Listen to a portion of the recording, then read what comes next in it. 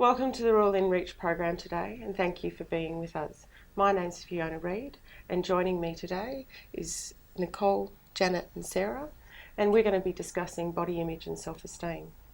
So we often hear how important body image and self-esteem are, particularly in reference to our health and well-being, but they're quite complex terms which are often influenced by our internal self and external relationships, and they start forming from our earliest experiences and continue to develop throughout our lifetime.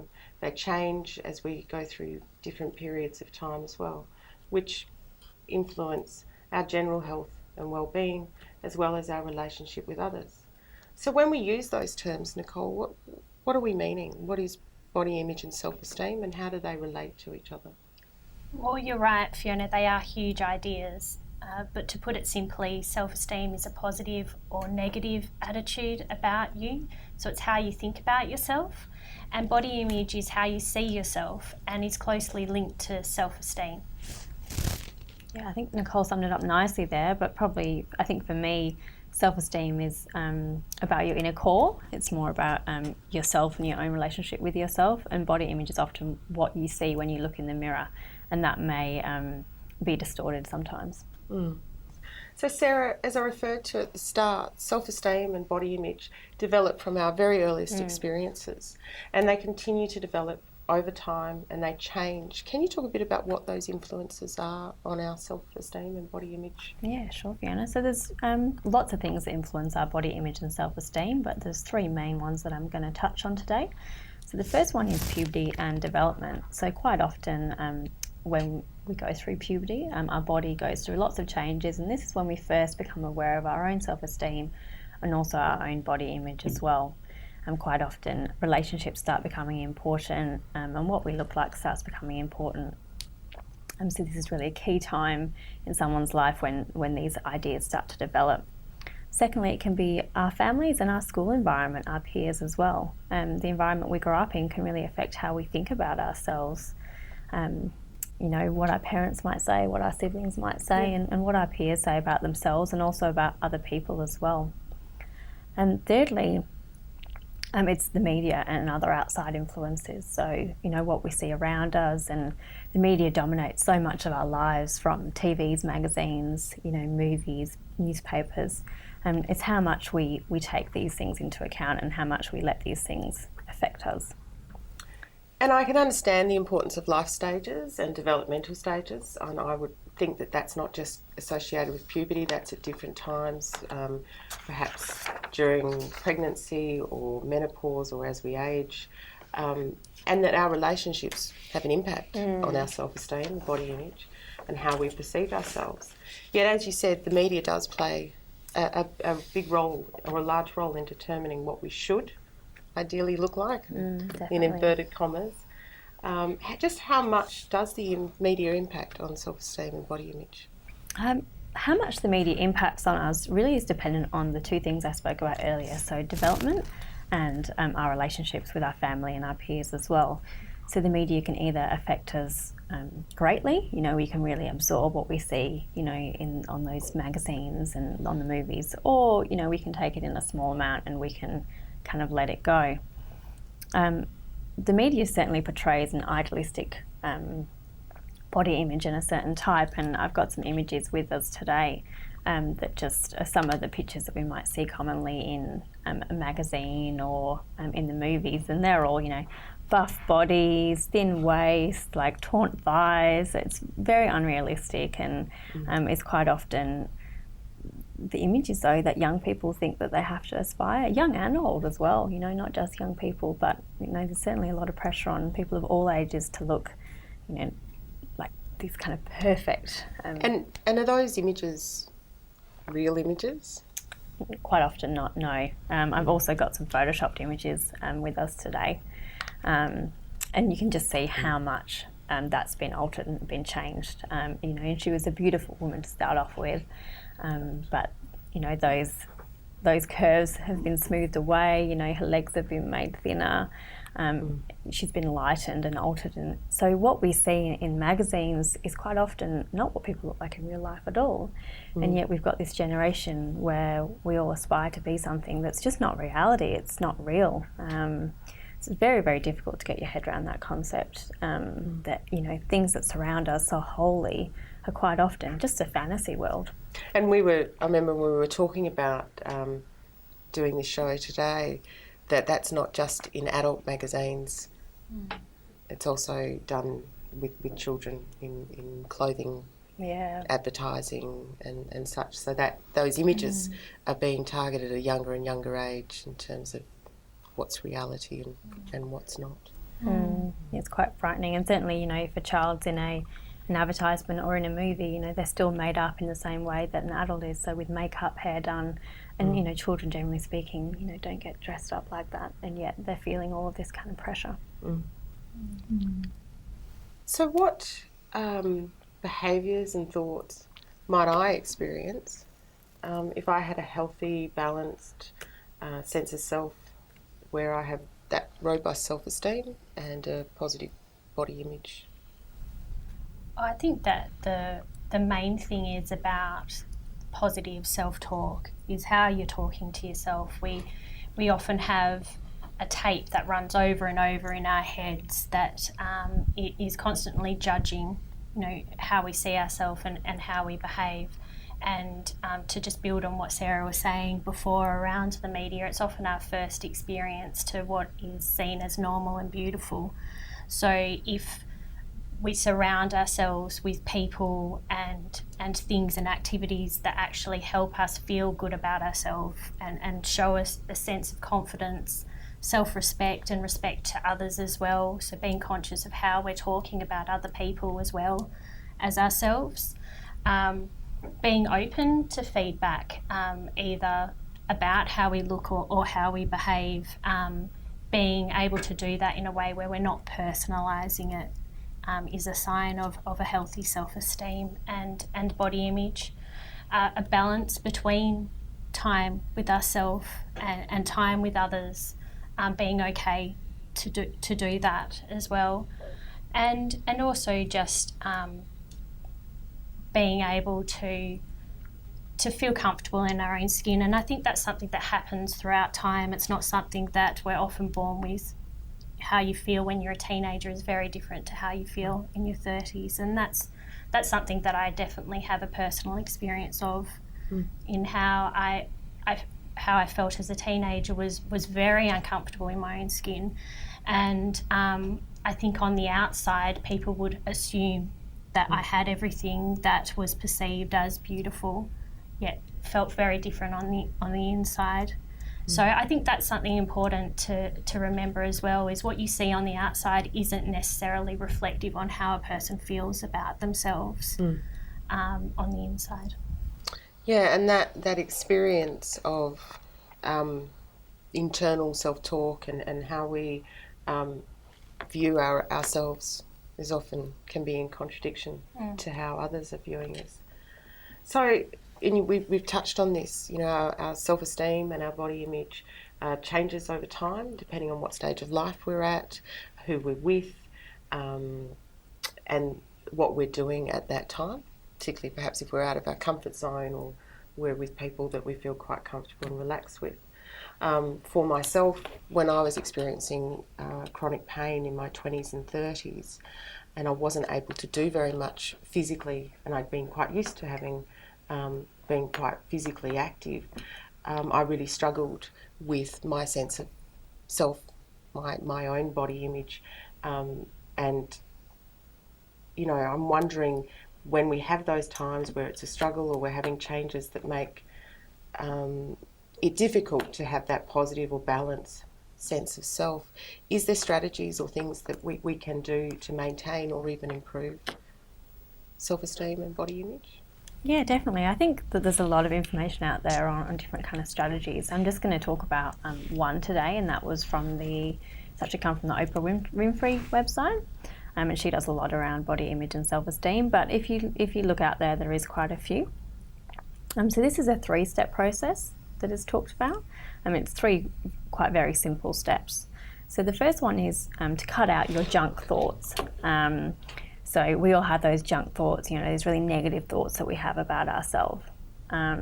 So say, I'm going to think of an example. Say I'm really fat and I'm ugly. The most important thing to do is to challenge that thought. Is it rational? Does it make sense? Is that true?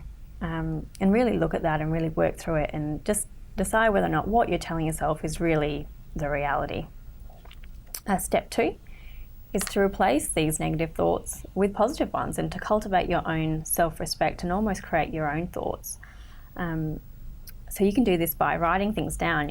I'm beautiful, I'm strong, I'm intelligent, I'm a confident woman, and you can stick them in places where you're going to look at quite frequently. So maybe your mirror, could be your desk at work, it could be your computer. And that process of looking at those thoughts and reinforcing those thoughts really helps us build on our own self-esteem. The third and the final step is to learn to love eating right and exercising as well. And this isn't about altering our body through diet and exercise. This is just about being comfortable in our own skin, being comfortable with our own habits and embracing it as well. Having a nutritious, balanced diet that's full of healthy foods and not going from one extreme to another. And exercising because it's enjoyable and because it's good for you and not because you feel the need to do it because you want your thighs to be skinnier. And I would imagine that those principles equally apply to men as well as women. Definitely. In terms of how we perceive our bodies. And also, I suppose one of the things that comes to my mind is how important it is to remember my body's here to do things. It's not here just as its physical self or in relation to others, but that it provides me the opportunity to work and be in relationship, and it's not just there to be seen. Yeah, exactly. And a lot of women talk about appreciating their own body when they've had a child because it's such an amazing function, and it just shows that our body is there to really to work and to function and to grow, and it's not there to look good or to put in expensive clothing and parade around. It's got a purpose. Yes. Which really highlights the importance of relationships, full stop, I think. Not only the relationship that you have with yourself, but the relationship you have with other people, having, again, that real strong balance there, and making sure that there is time for yourself, for your family and for your friends, relationships with community as well as work, really acknowledging that yourself in relation to all of those things in a healthy way, as well as, I think, just being a little bit more relaxed about it as well, making the time, valuing the want-tos in your life as well as the have-tos. So how can we be a positive role model for those around us when it comes to self-esteem and body image, particularly children, because that's where these ideas and these feelings and thoughts about ourselves and others start to come into place? I think for me it's around reinforcing the positive aspects of their personality, their character traits. So rather than looking at them from the appearance, it's more about them as people, and making that very positive for them. And perhaps that talking about the body is what it can do. So, it's being, strong, able to run fast, being able to have a healthy body, which allows us to have, a healthy mind, that it's there to do all of those things that get us around in our day, rather than focusing on the physical attributes of beauty. Definitely, and being careful what you say, around not only your children but also your friends. Talking negatively about your own body, particularly in front of young children, really, they soak everything up. They really do. If you're looking at yourself in the mirror and saying, "Oh, I look bad," or "I don't look nice," or you might not think they're listening, but they are, and they'll really take all that into account. Particularly as children tend to think that the people around them and the people they love are beautiful. Yeah, and perfect. So to hear those messages that you then don't think you yourself are those things, they take that on and will start to wonder, well, what do I need to change? Yeah, and again, that whole concept of normal, that there is no normal, it's all relative to the individual person, and definitely what Sarah said, being really mindful of how we talk about ourselves and other people. If we aren't aware of that, and it is challenging because often, as we talked about at the start, it's something that is part of our foundation from a very young age. How we think and feel about ourselves is how we, what we learn from our family and friends. But the risk of unrealistic expectations of achieving normal and beautiful is something that is really damaging to our self-esteem and our body image. Yeah. And, self-esteem and body image, they're not static. They change over time. They're influenced by our relationships. Sometimes they're more healthy and balanced, and sometimes they get a bit skewed.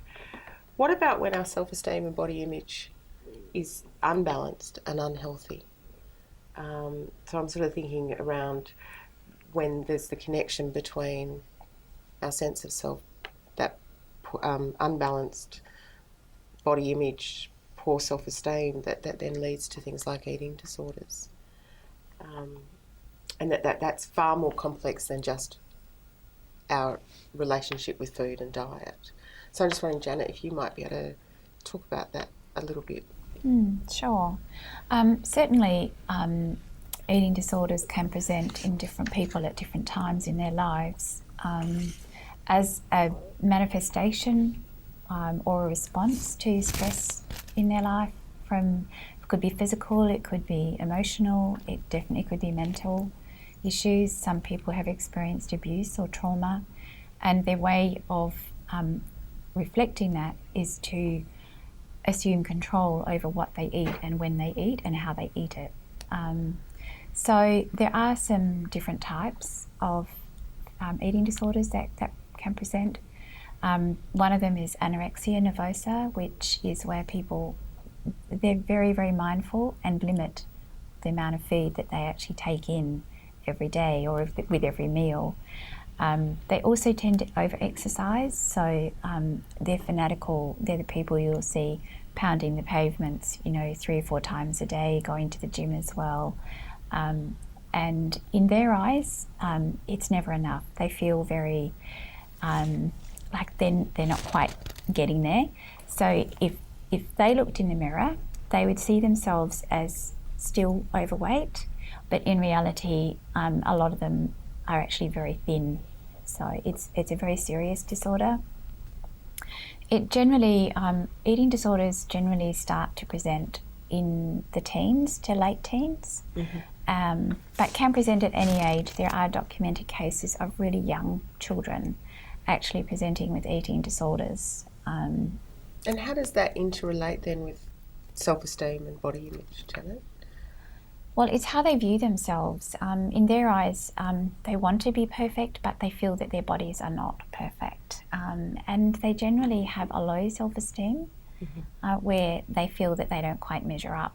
So this is their way of taking control and making those concerted efforts through food to make things right for themselves in their world.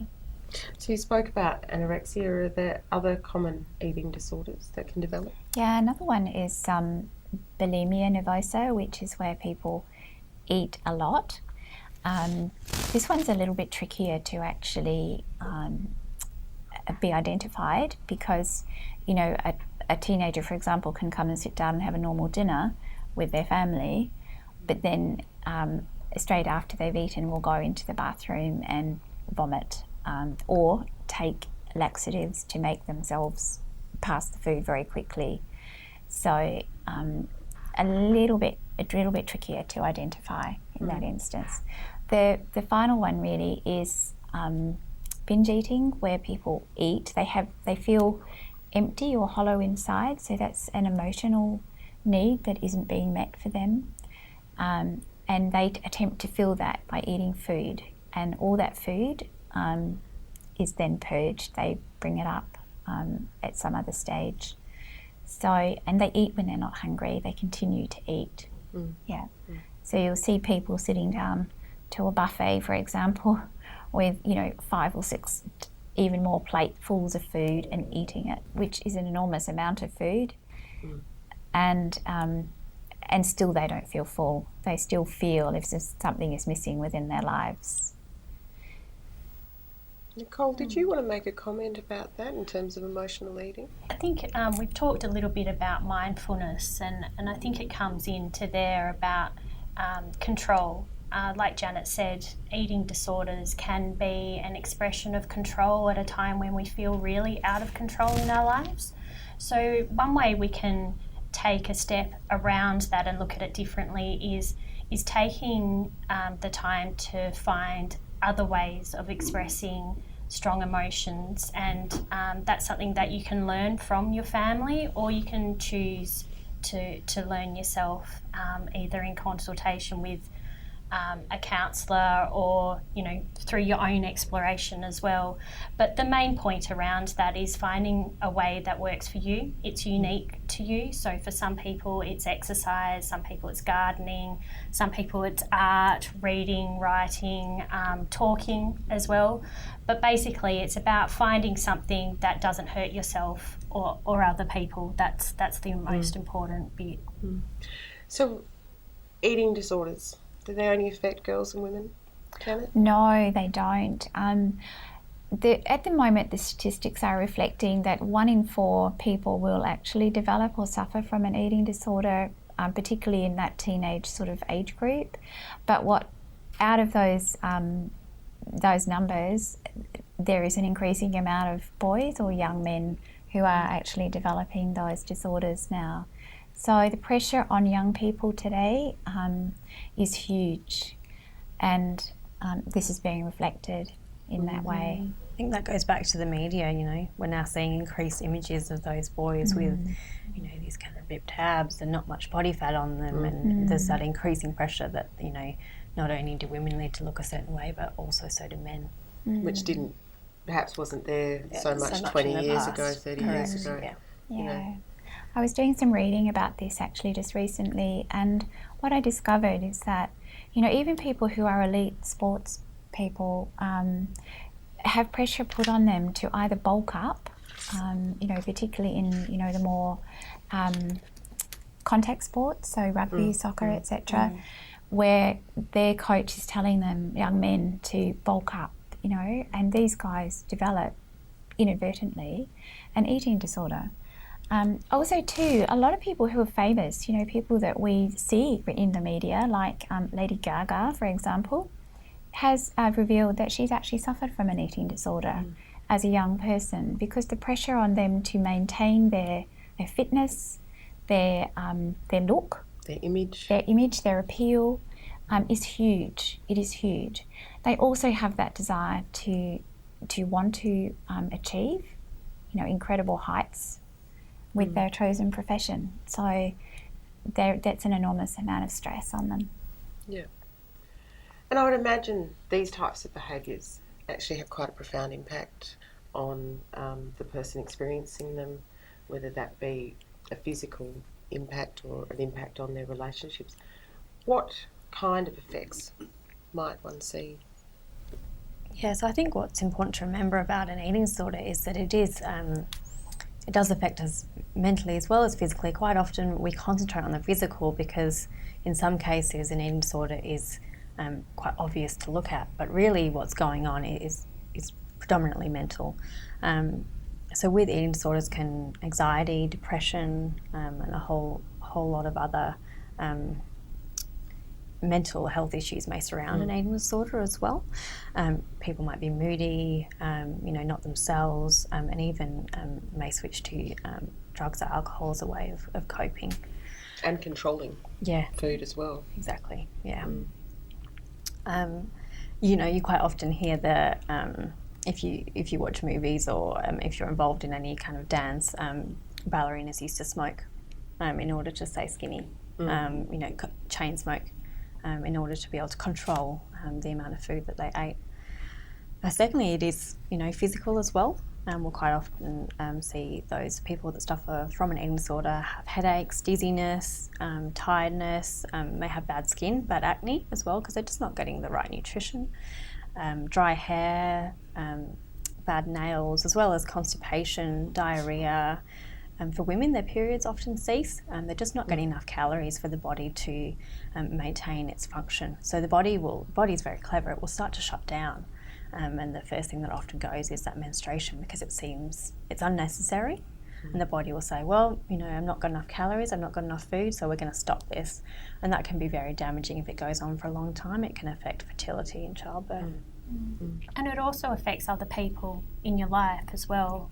I think it's important to be aware that our experience of low self-esteem and body image, especially when we're talking about these extreme expressions of having a hard time with those areas, is that it does impact upon the people in our life. They're seeing us struggle, or sometimes trying not to see us struggle, because it impacts on them feeling a sense of control themselves in being able to help a person. So I always say to the people that I work with who are struggling in these areas that it actually takes a lot more strength to admit that you're having a hard time than it does to continue to struggle on your own. So it's nearly time for us to finish today, and it's clear that there's so much more we could talk about self-esteem and body image. And also, if you do want to talk with someone about anything that we've talked about today, or would like further information or support, please contact the Rural Inreach team on 1800 998 399, and also there'll be contacts for further support and help coming up on the screen near the end. Yeah, I'll have a chat about those. Great, yep. Thanks, Sarah.